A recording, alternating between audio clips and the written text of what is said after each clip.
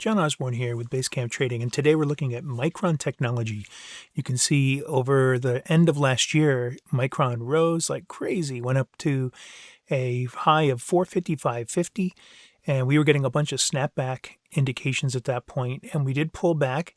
We pulled back a little bit as into February, bounced a little bit, put in our first pivot here. I might draw a trend line across the top. We tried to break out of it here, and if you see, we didn't close too far beyond it. We did go up and retest that pivot once, but then we came back down again, retested this low.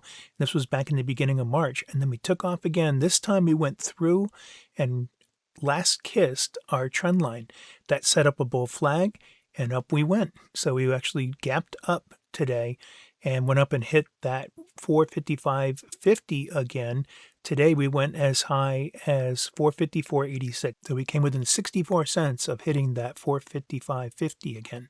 So we didn't quite get there, but what's more important is that we turned around on a dime here. So we went up, tested that, and then pulled back again. And right now we're leaving a shooting star. That's a shooting star right there.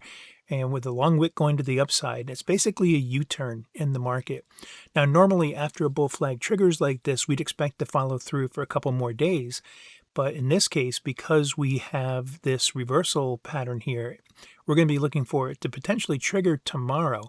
And trigger means we break that bar's low. And if so, we're going to come back down to test just below the 430 area and see what happens there.